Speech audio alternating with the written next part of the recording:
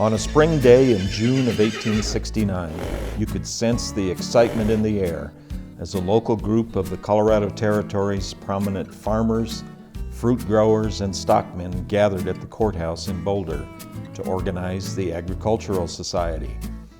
They came together to share information about new farming techniques, ventures that had been successful, and to explore the future of agriculture in this area. Part of the discussions that day involved sponsoring a community fair event with educational displays and programs that would celebrate the achievements of the first 10 years of settlement and to generate enthusiasm for the future.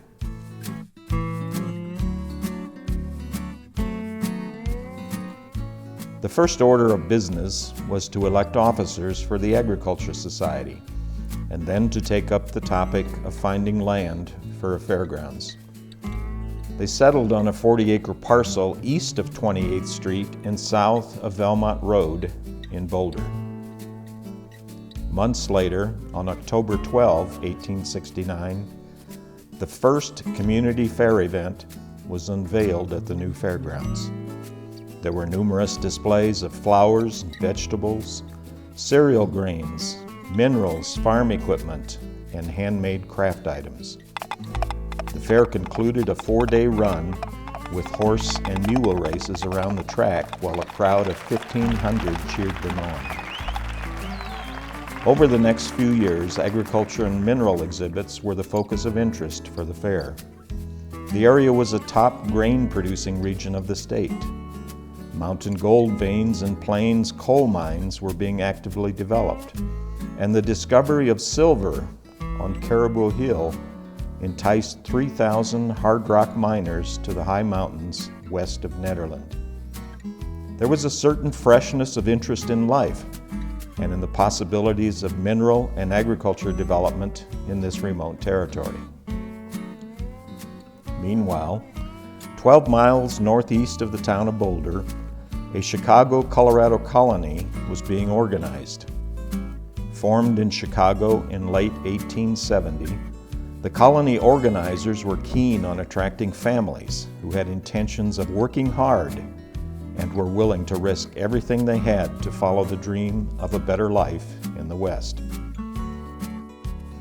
The 1 square mile town site of Longmont was laid out on the bluff above the St. Vrain River, north of the small Burlington settlement.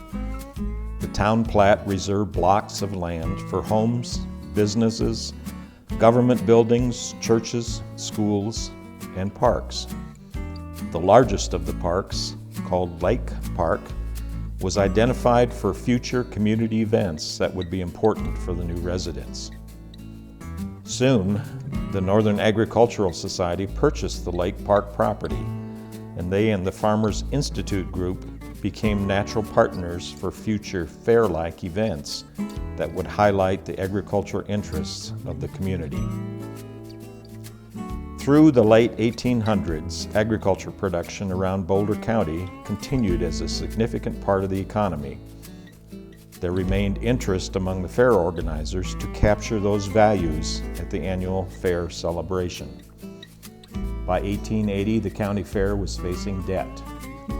Static educational displays and exhibits were a significant part of the mission of the fair, but they did not generate revenue. Consequently, the emphasis of the whole event started changing. Gambling, gaming devices, sideshows, and liquor were permitted. Rock drilling contests and firemen's races were introduced. Racing fast horses were both entertaining and profitable.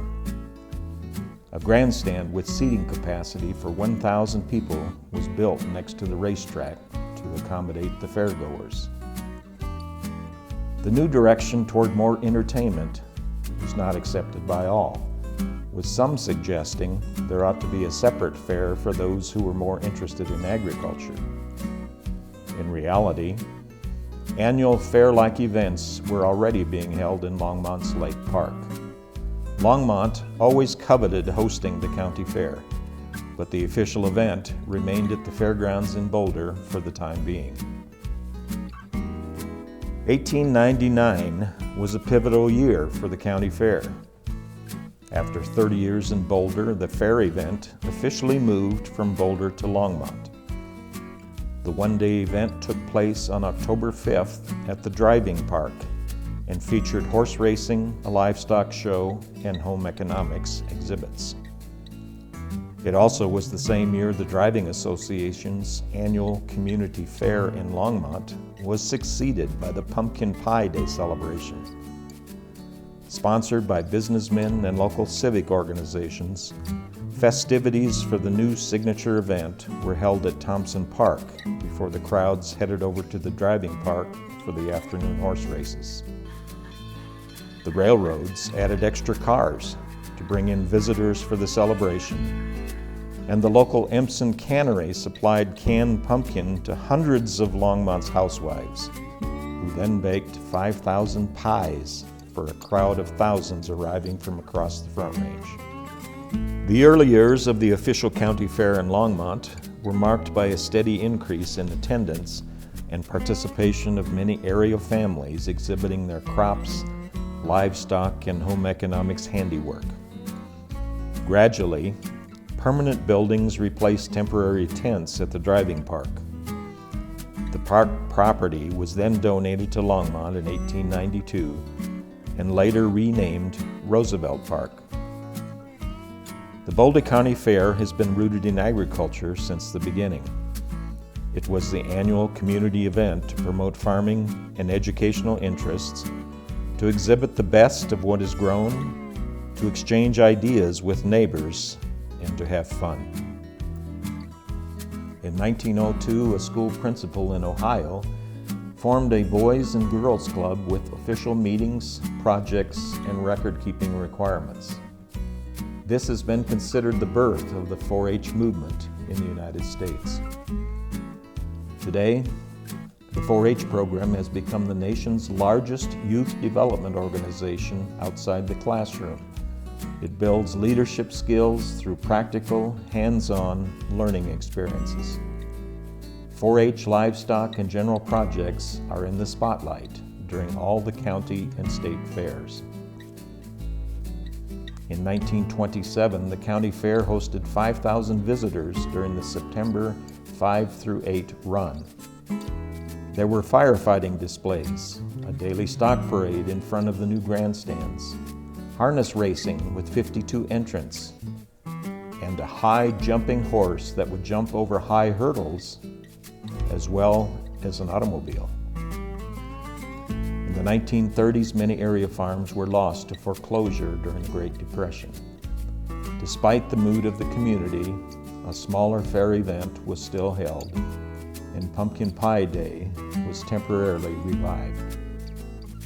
Following World War II, there was a renewed sense of optimism for the future in both farming and business communities. The Boulder County Fair was becoming the premium county-level fair in all of Colorado. There was a new exhibit space for 4-H and open class displays, a new rodeo arena built by the American Legion, extensive flower and vegetable displays, and the most complete livestock show ever held at the fairgrounds. Farmers and ranchers from around the state brought their best show animals to Longmont for a trial run prior to taking them to Pueblo for the state fair. At times, the dairy cattle show in Longmont was larger than the show at the state fair. In the early 1970s, conversations were drifting throughout the community that the county fair had outgrown the Roosevelt Park site. With the guidance of Longmont leaders and the county commissioners, a search committee was formed to find potential sites for a new home. After nearly 80 years at Roosevelt Park, the 130-acre Affolter Corner Farm in southwest Longmont was purchased by Boulder County to be developed for the new fairgrounds. After the first phase of construction was completed, the inaugural county fair at the new site kicked off on August 7, 1978. In recent years, the Boulder County Fair visitation has surpassed 152,000. From those modest beginnings 150 years ago, the fair remains as a gathering place for families, friends, newcomers. They can wander among educational displays and exhibits, share in the excitement of 4-H livestock show competitions, buckle in for a carnival ride, enjoy turkey legs, funnel cakes, and the 4-H dairy bar, or grab a beer while dancing to live bands, or watch heart-pounding car wrecks during the demolition derby. Through the dedication of countless adults and youth, the county fair will continue to be part of our culture and community for another 150 years.